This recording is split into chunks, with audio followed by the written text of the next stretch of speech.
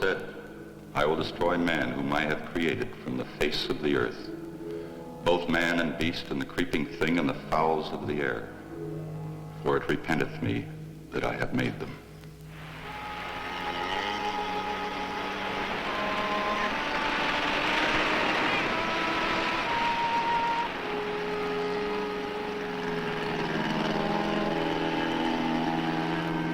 Make that line fast.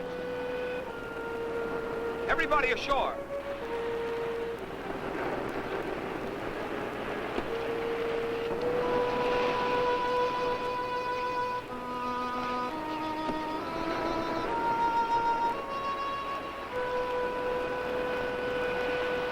Strange.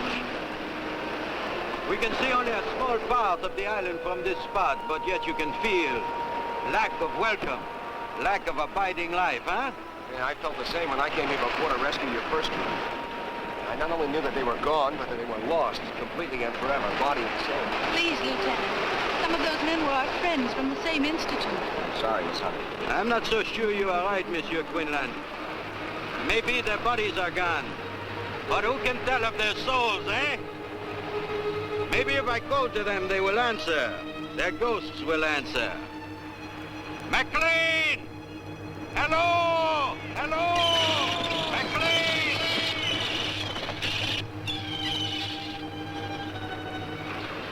Where is the house, Lieutenant? You can't see it from the shore. It's back in the hills, at the head of that gorge, just hidden in the cliff. How fitting. Might as well have a look at it. Well, they're coming in with the second load of supplies from the plane. Now let us set right up.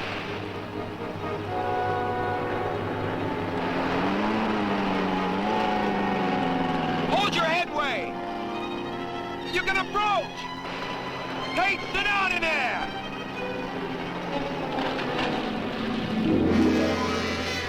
Well, get him up! I say he's on the bottom!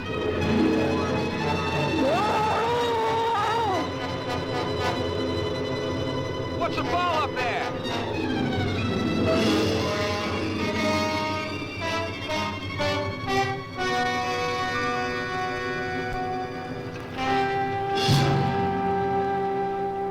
God help us. Cover.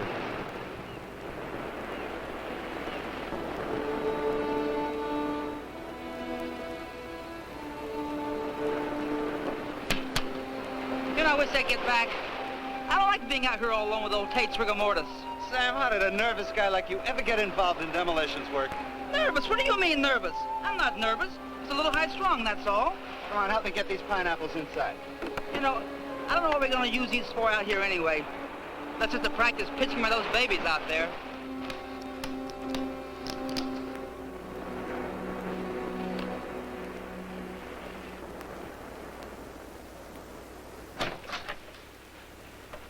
Took his head off. His head? I'm afraid so. We're going to take him back to Eniwetok for burial. I hope that man's death is not an omen of things to come. Well, frankly, Doctor, I wouldn't care to stay here with you. But if you run into trouble or you need extra supplies, you can always reach the base by radio. And as of this rotten weather, it'll let us get back to the base at all. Something in the air is wrong. Can you tell me what it is, Lieutenant? Well, I don't know, sir. Maybe it's because there's no sound. No animal noises of any kind.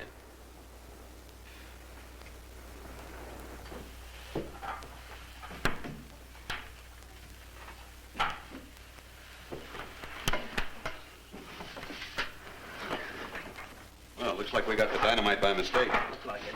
I'll cart it back down to the beach. Oh, excuse me, Doctor. That's quite all right. Just call me Marty. Okay, Marty. You know, the Navy boys really fixed this place up. I'm almost going to enjoy being here. Yeah, you'd never think it was a complete wreck a few months ago. If you want to see a wreck, take a look at my back. Yeah, it'll be dark in a few minutes. Want to come watch the takeoff? I'd like to. I'll get the others. Lieutenant, I don't want to annoy you again, but nothing was left? Not a hair, nor fingernail clipping? Only McLean's journal? Well, that's all, Doctor. That they are dead, I can believe possible. But to vanish from the face of the earth? No. The Navy thinks they were all at sea in their small boat when the typhoon hit. Lost with all hands is an old story. Yes, but...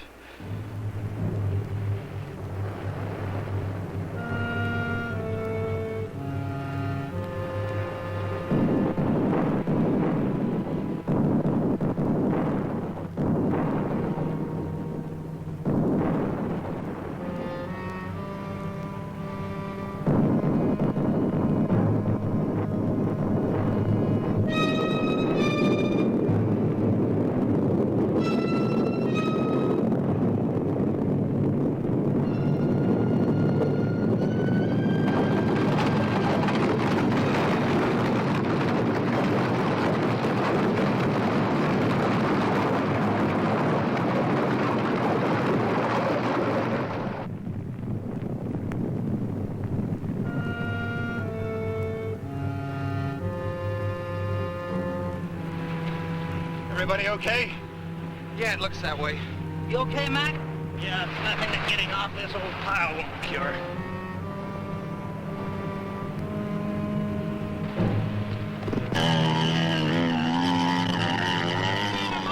One month, no more. We'll watch you from the cliffs. Au revoir.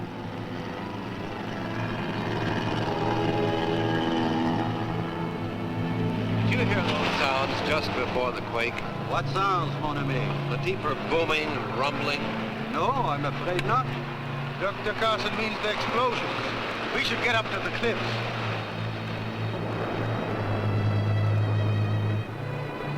Hey, Hank, you're a scientist. How come they need a demo team like us in this hunk of dirt? I'm no scientist. I'm a technician and a handyman.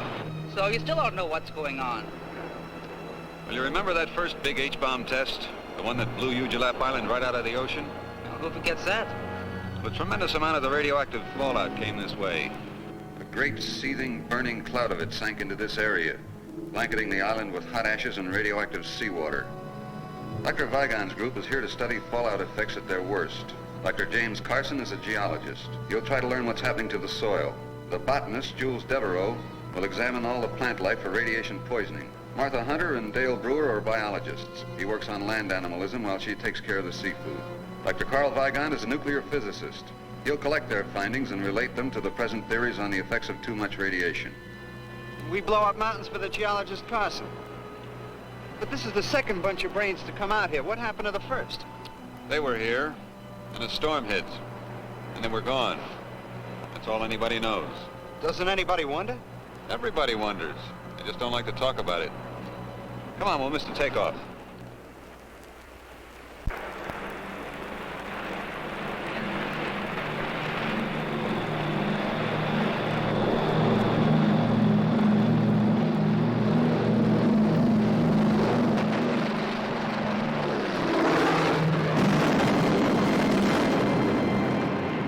Hank, get to the radio.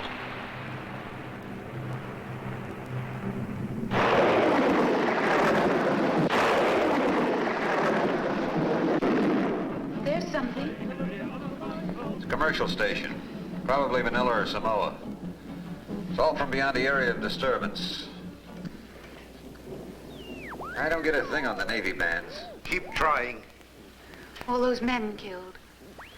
We can't even send word through this storm. The Navy will send a search plane, honey. No, the Navy will assume that Lieutenant Quinlan decided to remain here rather than risk the storm. I know Weetalk's probably getting as much static as we are. Probably. Which means we can't do anything until conditions improve. So why don't we let Hank keep trying while we begin our own work? We have to go over McLean's journal sooner or later, so it might as well be now. Then let us go into the living room.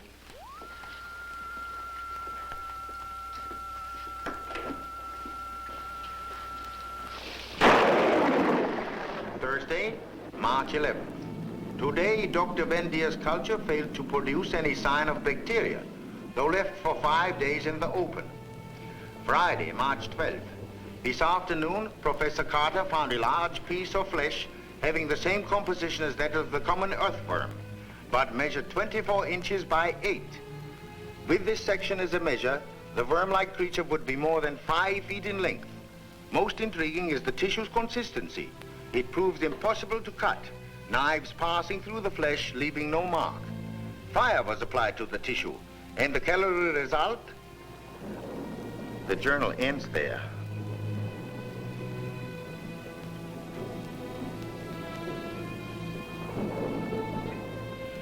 Well, it's getting very late.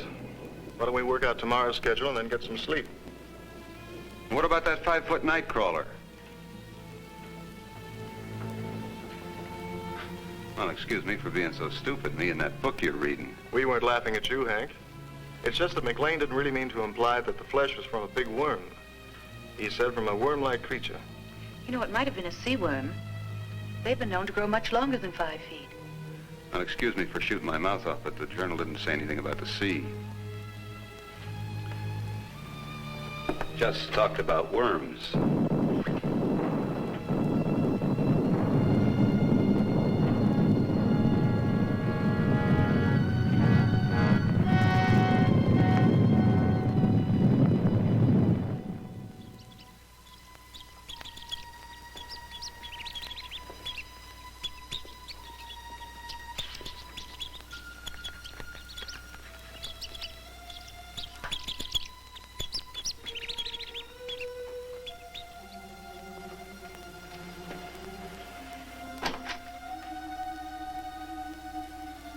Nothing in my experience leads me towards McLean's worm theory.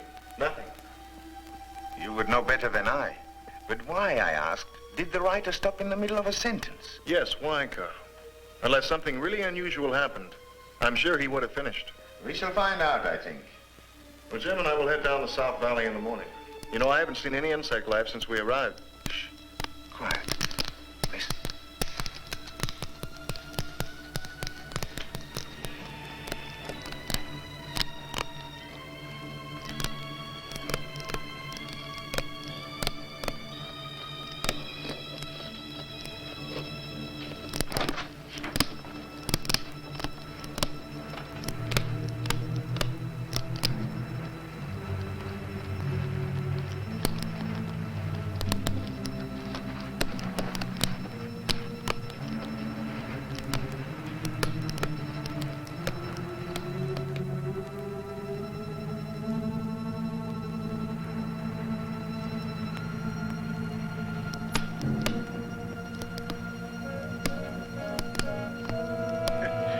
Just the wind.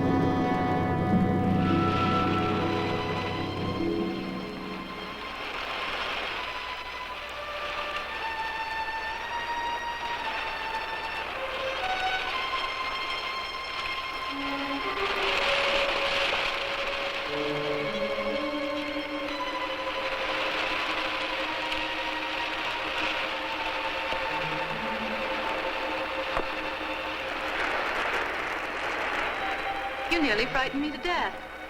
Well, now, I couldn't very well announce myself underwater, could I? Besides, you look scared down there. Well, I was scared. And lost, too. You know, Dale, it's funny, but I was using a big black rock as a landmark. But when I swam back, the rock was gone. Well, I did see something move near you. You did? I wonder what it could have been. I don't know. Just a big black shape moving through the kelp. Land crabs and seagulls. Everything else is dead. Bill! Arthur! What's the matter, Carson? Come up the path. We'll meet you. Well, look, found something. Come on, Hunter.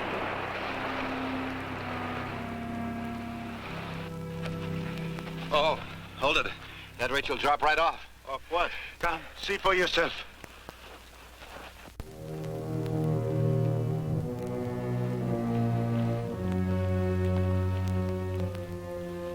But only this morning I came along this path on my way to the beach. And it wasn't there. You mean this pit wasn't here before? It has only appeared in the last 20 minutes. And it's at least 50 feet deep. Nothing but land crabs. I want to go down there. No. Why not? You are a geologist. You know that a second disturbance would cause a cave-in that would crush anybody down in the pit.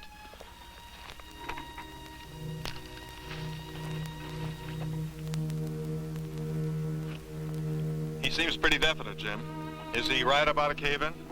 He could be, assuming this was caused by a disturbance. Why, it's glazed as though it had been fired in a kiln. Sommers, you and fellows better put a couple of your lanterns around this pit so as to keep any of us from falling in the middle of the night. Okay. Come on, honey, let's go back to the house.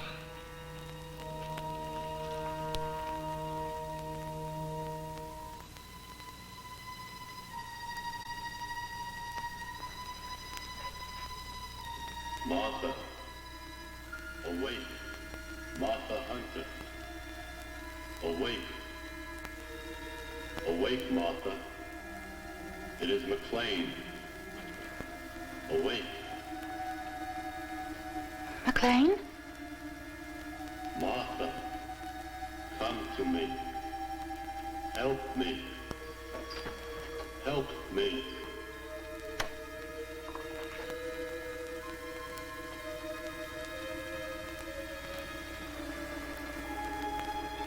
Martha.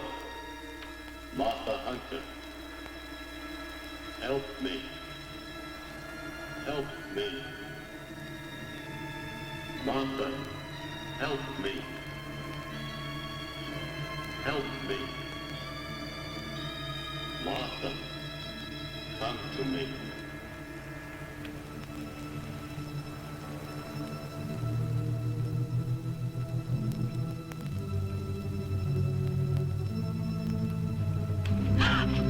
Jim, but... So you heard it too? Yes, it was Orville McLean's voice. He called me as plain as day. Strange, because I only heard him call my name. How could the Navy search this whole island and miss a survivor? If he is a survivor.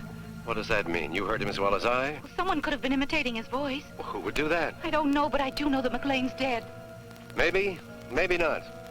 I'm going to find out for sure.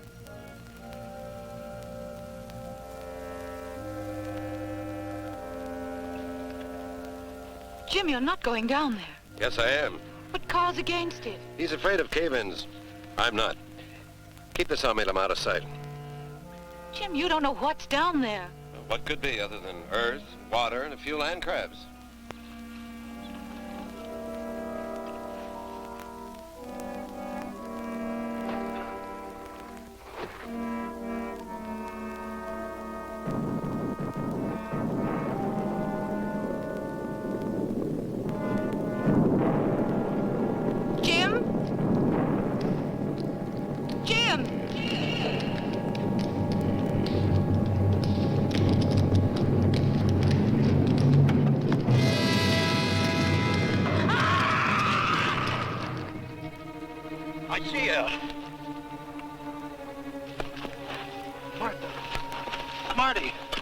She has fainted, no more. Oh, It's all right, honey, it's all right. Where's Jim? he's in the pit. He went into the pit. I saw the rope go slack. He must have fallen during the quake. I warned him. Carson! Can you hear me? Are you alive? My leg! It's broken! We are coming for you! Don't try to move! No, Jules. But we must go down to him. Not this way. The rope may be too short. Then how? Through the caves. The great caves to the sea. But how do you know the caves connect with the pit? Gentlemen, for reasons I have guessed, Dr. Carson also, These caves must join the pit, because the pit was created from below, not from the surface. Dale, take Martha back to the house. The rest of us will look for Dr. Carson.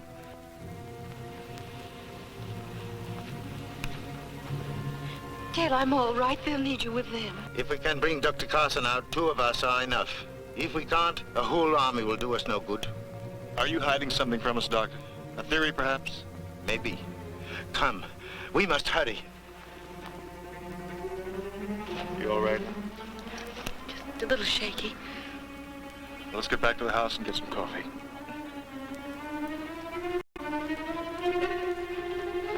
Oh, thought you were the boogeyman. I thought we heard a girl screaming during the quake. Did part of the cliffs fall away into the sea? Part of them. Well, it was pretty dark where we were, but it looked like the whole island was coming down. The boulders almost crashed us in the tent. The whole island, yes. We must go faster. There is very little time. Little time for what? That is Dr. Weigand's small secret. Let us catch him and find out.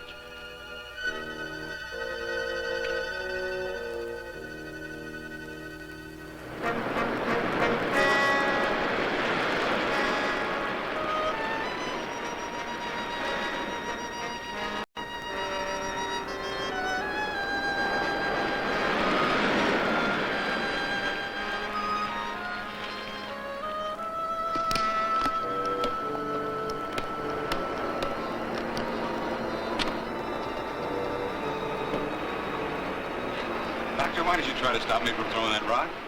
I just don't like to kill anything, even such ugly creatures as these. Poor helpless things. Helpless nothing. You ever see a bunch of them start on a wounded Marine? They finish him off in 5 minutes. It's all more reason to get Jim out of that pit. Yes, all the more reason.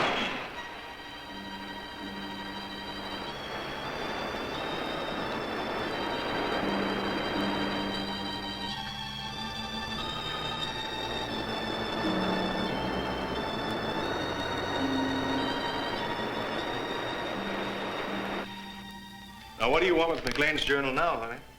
I just thought I'd look through it and see what it was Max said about those great caves appearing the sides of the hills. Well, it didn't say much, except that it always happened at night. She was right in here. There it is again. Another quake. No, the other sound. I heard it at the pit.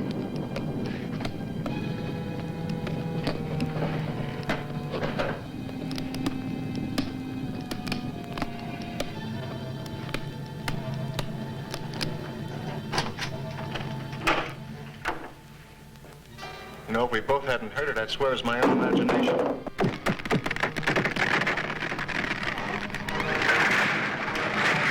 Dear, what can it be? I don't know, but I'm going to find out, and I'll stay here, Monty. Don't go in there.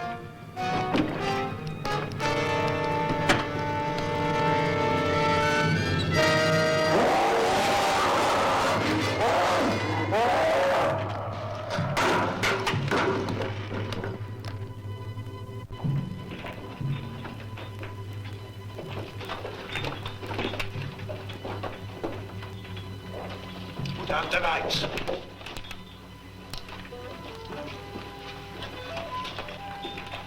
There's light ahead. It's coming from the pit. Carson, we are near you. Quiet. Come quickly. He's still alive. So let's get him out of here. We will get him out. But we must move with caution. Why?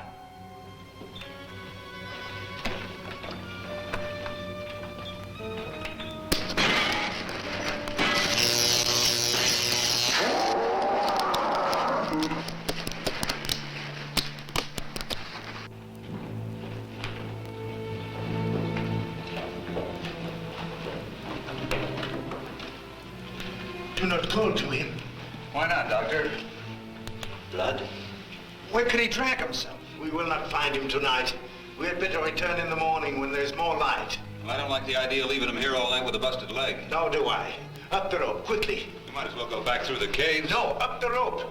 Dr. Weigand, you are a great nuclear physicist, while I am a simple provincial botanist.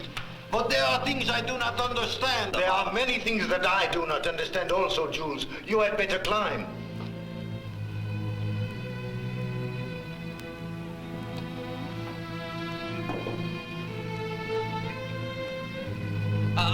tent's just outside the cave. We don't have to go up the rope. Up the rope. That's what I was afraid of.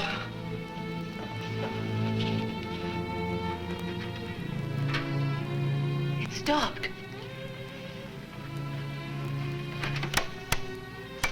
Whatever it was must have damaged the wiring. Light one of the kerosene lamps, will you, honey?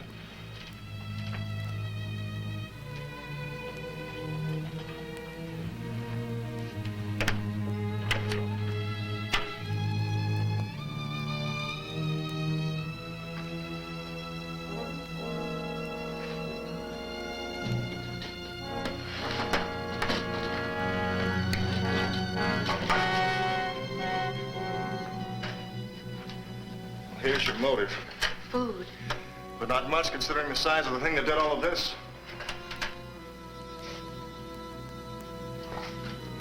I guess there's no point waiting for the rest to get back. The storm should have let up enough for me to get through to the Navy now. Come on, honey. Oh, Dale.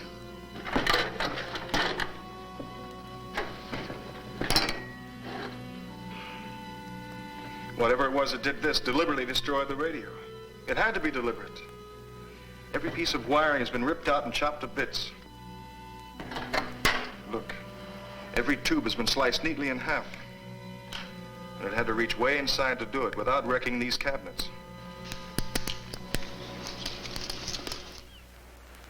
Well, all I can say is, why wasn't I invited to the party? Not funny, eh? Well, that's as it should be. Do you think you can fix it? Fix it? I'll need a whole new outfit from the bottom up. You have parts, enough to build a new one? I don't know. Why do you suppose it didn't come through the door and get us, Karl? I don't know. I can only guess. It would take considerable power to keep the intruder behind this door. There is power in the lighting in the living room. You mean it's afraid of electricity? I think so. Have you any other ideas? Once upon a time, there was a mountain. Hmm? Yesterday, when we came to this island, there was a mountain out there. Today, there's no mountain. I am not surprised. You're not surprised at anything, are you, Doctor? I suppose you can tell us what tore up this room last night. No, I cannot tell you that. But I can tell you this. Everything that has happened from the death of the first sailor to the destruction of our radio must be somehow related. They are too far from the normal scheme of things to be separate accidents.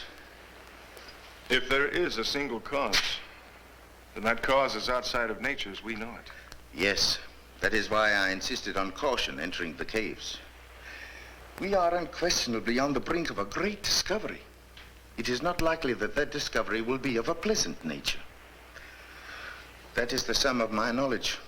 If you need more, I suggest you ask Dr. McLean when next his voice calls in the night. Now, let us again seek Dr. Carson.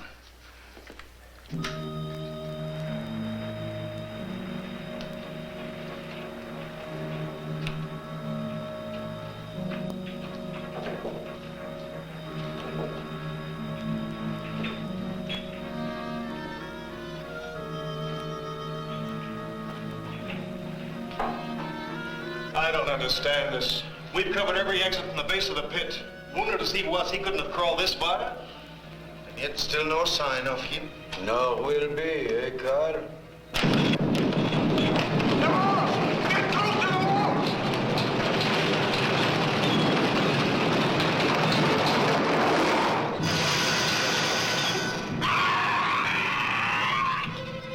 Something to tie it with. Top of my pack, Karl. You'll need a tourniquet, too. Hello there, anybody alive? You all right? How did you know we were in here? We didn't. We were on the other side of the island. Well, what used to be the other side of the island? Most of us fall into the drink already. So we run in here when we heard you call. Call. We didn't call you. Whose voice did you hear? Well, it sounded like the other guy. You know, the fellow fell into the pit. So he is still alive. If we do not move fast, Jules will not be alive. Come, give us a hand.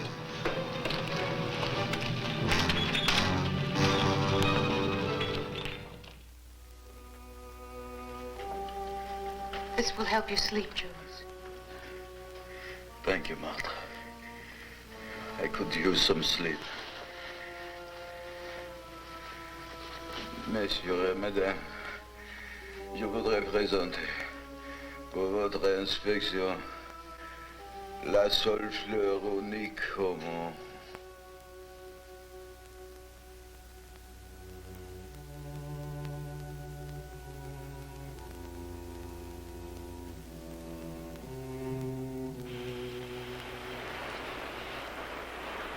Give me 2.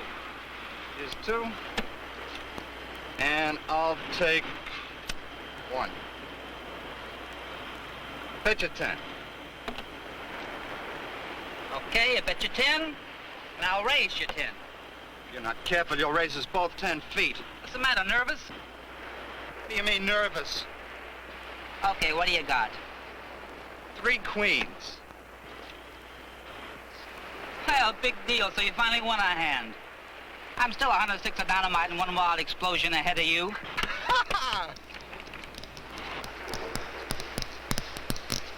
What's that? Sounds like a kid dragging a stick across a picket fence. We ain't got no picket fence out here.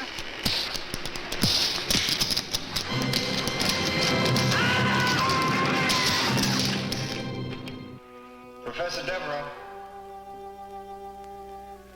Professor Deveroux. Who is there? Seaman Ron Phillips. And Sam Sommers. We found Dr. Carson.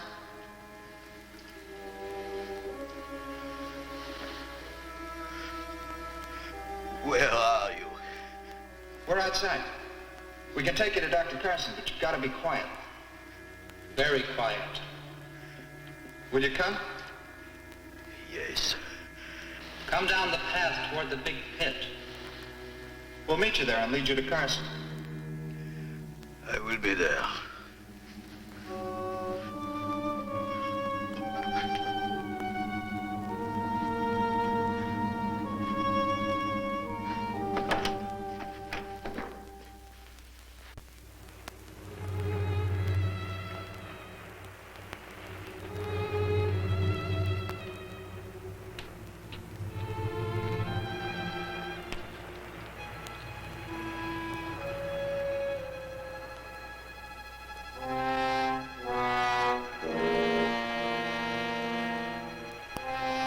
Fellows!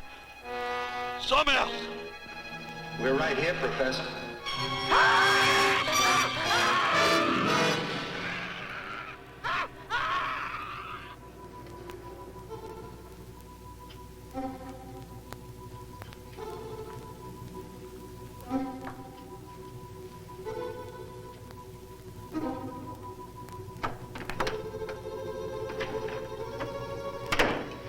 It sounded like Jules. Deveroux? Yes. What is it? I am here. Are you all right? Yes. The pain is less. Keep talking. We thought we heard you cry out. I have been asleep. Perhaps you were talking in your sleep. Ah, yes. Then I hope I did not blemish the reputations of any fair ladies I may have known. You didn't mention any names. I never asked any names. Tell me of this cry you heard. It sounded like you. Like you would have sounded in your death agonies. It could hardly have been me, Doctor. When I have been here all the time, dreaming of all the things I might learn to do with only my left hand. I dreamed it was fixed with a hook. And when I... Congratulations, Dr. Weigand. Where are you? Where all of you soon will be. I shall be back tomorrow night. Bonsoir. Deveroux! Deveroux! What does it mean, Doctor? He is dead. But he spoke, Karl. This is supposed to be a ghost story? No. No, I do not believe in ghosts. We are dealing with a man who is dead, but whose voice and memory live. How this can be, I do not know. But its implications are far more terrible than any ghost could ever be.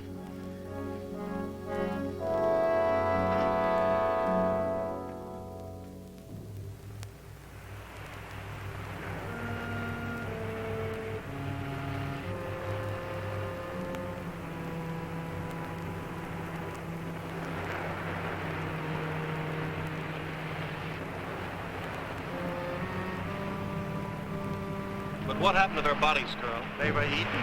Even the bones? The bones are, I think, hidden. Most of the dynamite is gone. Huh? Dynamite? But not for grenades. I don't understand it. I don't understand it. Well, I may as well pick up what's left. Yes, we shall need them. We shall have to stay away from the beach hereafter. Come, Hank, we still have the radio to repair. Tonight we will wait for Jules to speak to us.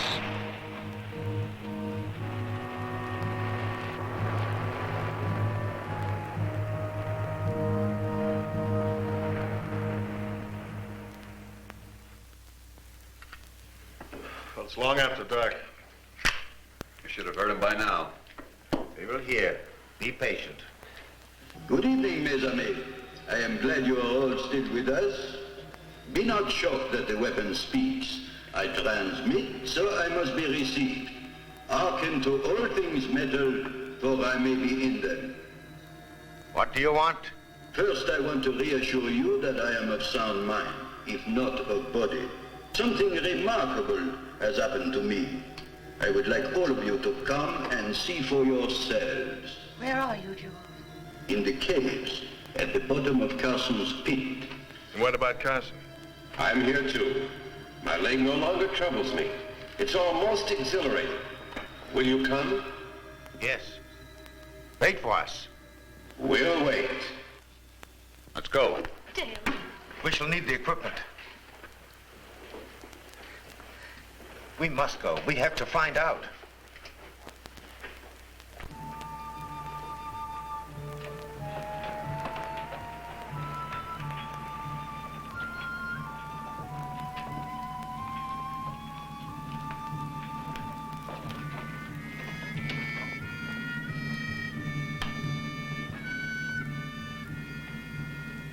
We are here! Show yourself!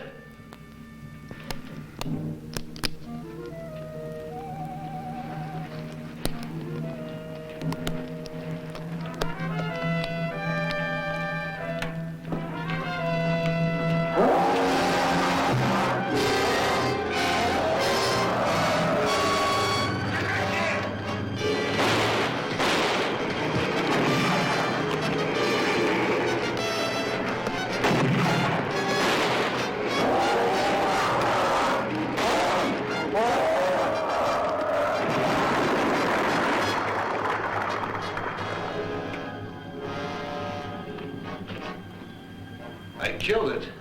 Yes. By the sheerest luck. Why didn't the grenades hurt it?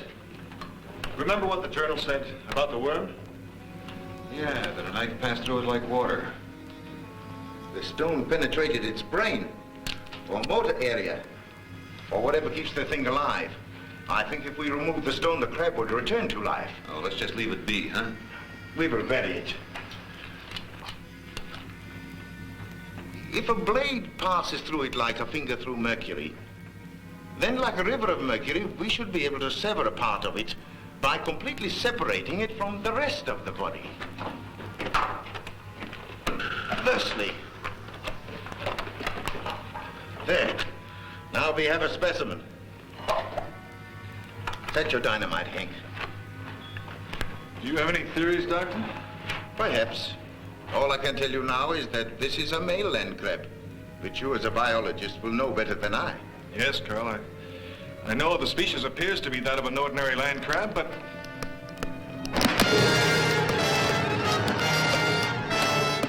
Out, quickly!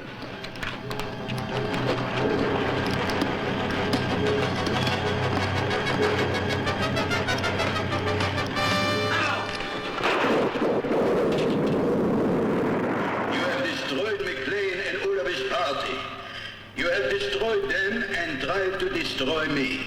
This, mes amis, was one great mistake.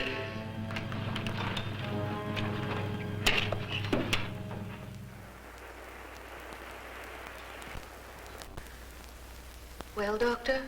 Oh, this is ridiculous. The molecular structure of this crab is entirely disrupted. There's no cohesion between the atoms. I don't understand.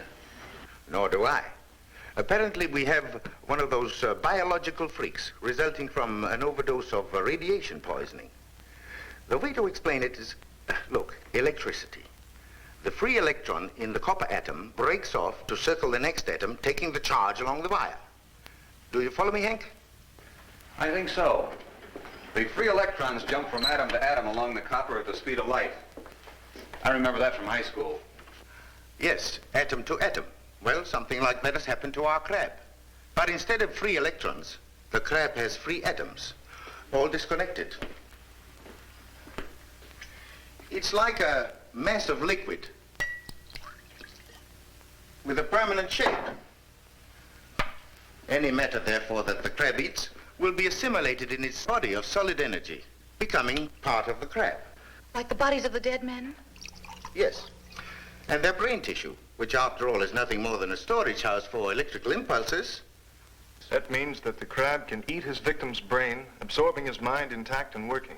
It's as good a theory as any other to explain what's happened. But, Doctor, that theory doesn't explain why Jules and Carson's minds have turned against us. Preservation of the species.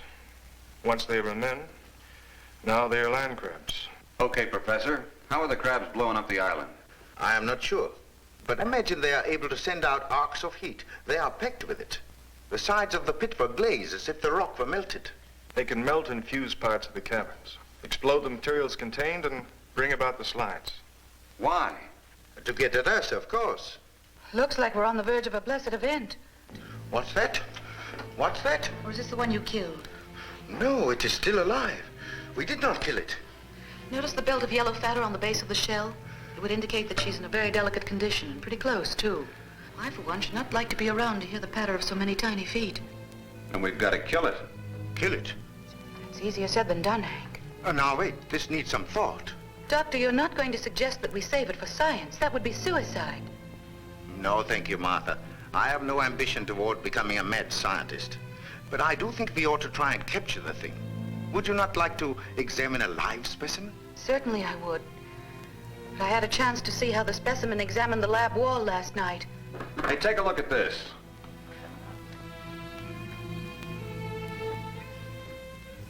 You said something about the crab being afraid of electricity, Doctor. Let's find out.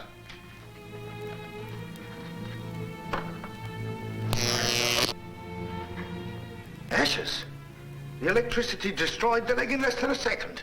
That proves that the crab is negatively charged. Yes. Then, Hank, you must create a trap of positive energy. Ha! It works! Well, sure it does, Doctor. It's easier to build than a model airplane.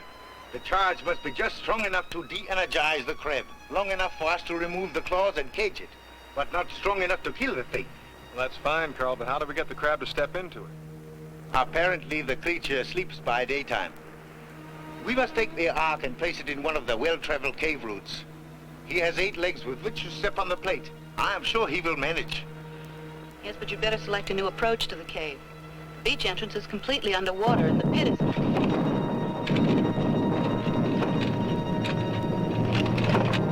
He is using the dynamite. We must hurry.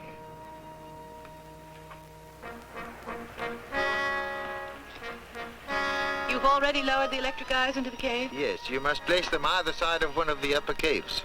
The lower caverns will be flooded by now. Use the underwater channels to the ocean as your escape. We'll try to attract his attention from up here. Take care, honey.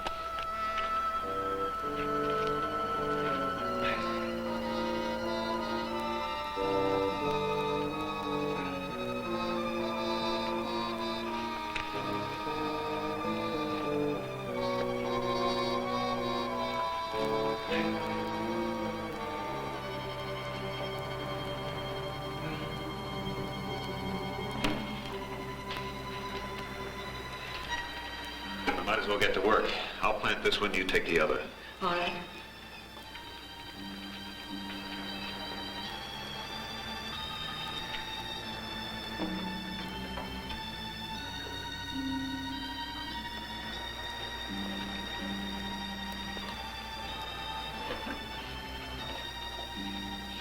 It's lonesome in here. It's lonesome everywhere. You know, I bet you can even be lonesome in a crowd. Yeah.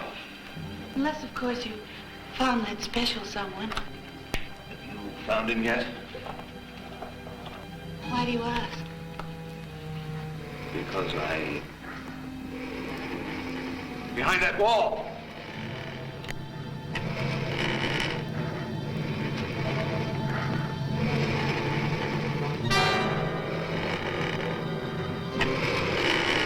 This might be the perfect time to collect some of Dr. Weigand's mercury. If I can't make it back, you get out of here as fast as you can.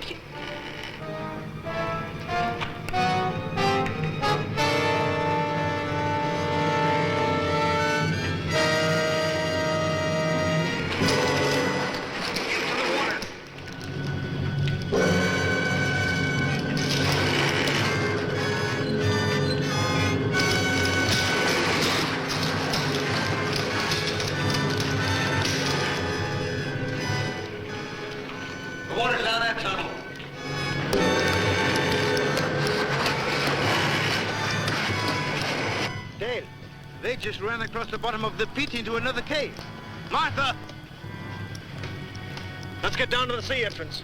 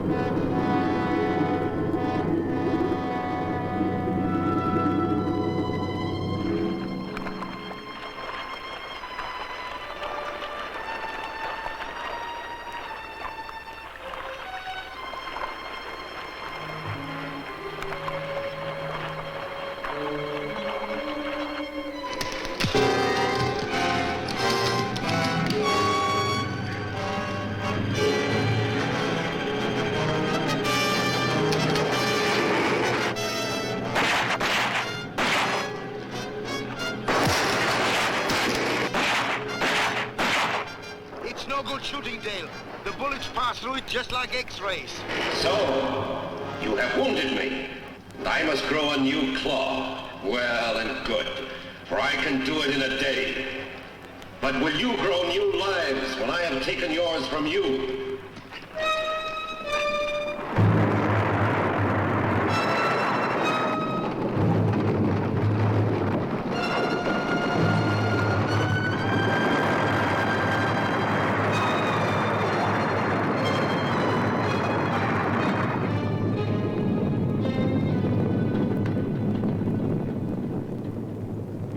Now, Hank? It should. Everything's put together. The generator's always worked. All we have to worry about is the strength of our signal. That is, if Dr. Deveroux and Carson will leave us alone long enough to try it out. I'm afraid they won't. Rather than our receiving radio signals, they would prefer to receive us in that great common stomach of theirs. Well, come on, Karl. Let's go out and see what's left of this rock. I hope there is still something left upon which to stand. Well, I guess it's about time I fixed us some food.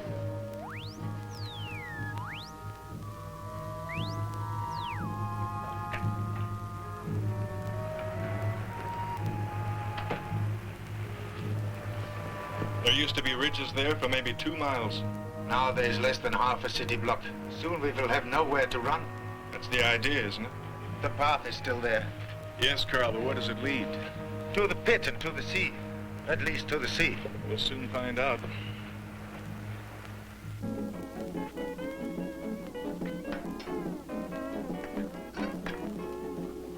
Hello, Malahinis. This is your favorite disc jockey, Pineapple Joe. Listen now to Mokakima and his Molokai boys playing Moana Loa Lava. It's working. Only the receiver, not the transmitter. Well, can you fix it? I don't know. Maybe with this telegraph key and a Morse code setup. Well, we don't have to worry about the pit any longer, Carl. No. Shall we go? Might as well. It's not wasting any time. Sound came from over there. Let's go. Oh, Hank, I don't know what we'd have done without you. Where did you ever learn to fix all these things? In the Navy during the war. And I knocked around a lot in the radio and the TV repair business. You ended up in the South Pacific? Yeah. How'd you get here? Oh, after Dale and I graduated, we stayed on at the Institute and research.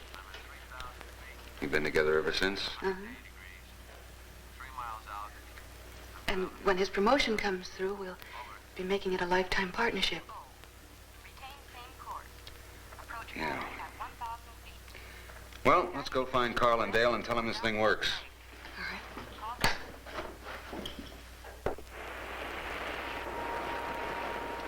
Is that not oil? Yes, it is, Carl. I've never heard of oil being found in the Pacific Islands before. The detonations must have opened a source deep in the island. But look, it seems to be coming from two sources. I suggest we trace them. You want to follow this oil underground? I feel we must. But the crab, Carl. The crab is like a rattlesnake. It can be heard long before it can be seen. I believe we can keep out of its way if we only remain alert. He knows this better than we do. That is why he's trying to reduce this island to a small corner from which we cannot escape. All right. But at the first sound of a rattle, get out of there, huh? All right, don't worry. Don't worry. You follow this stream, and I shall follow the other one.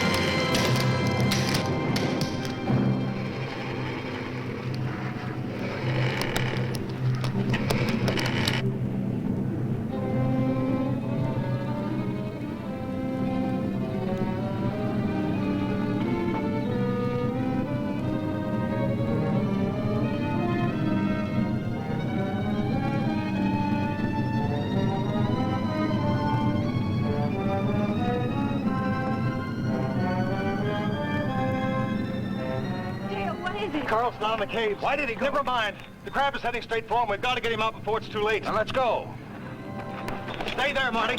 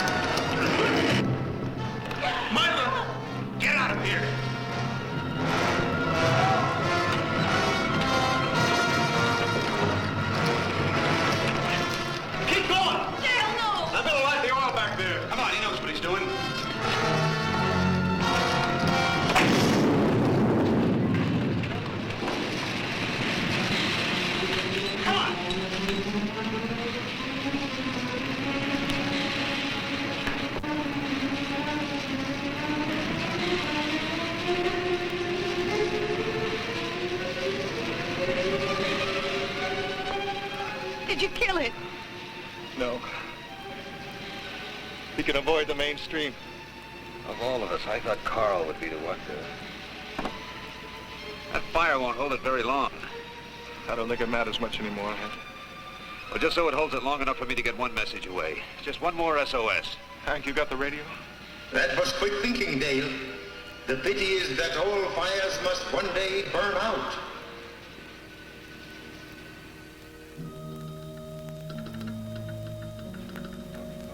You getting through, Hank? How should I know? I'm not on the other end of this thing. Oh, Hank, you must get through. I know it. It's gone dead. I am afraid that won't help you, Hank. By the time ships and planes can arrive, this island will have vanished beneath the waves of the sea. But you will not drown. You will be a part of me. And as with McLean, there will be no evidence of how you vanished, or of my existence. We will rest in the caves and plan our assault upon the world of men.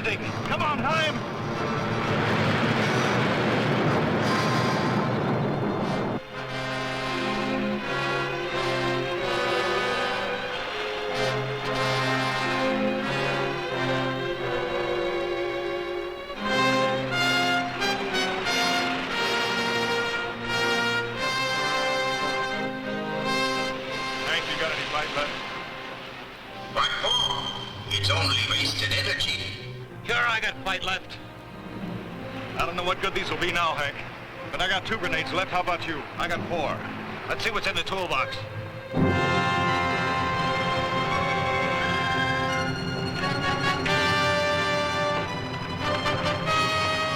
Transmitter's still working. Here, this looks good.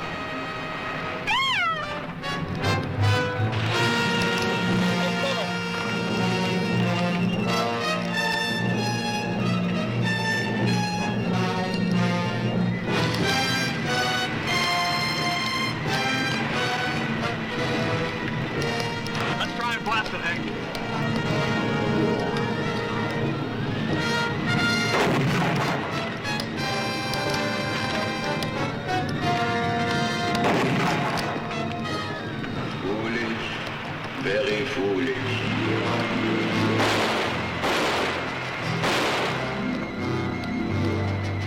Watch it, Hank.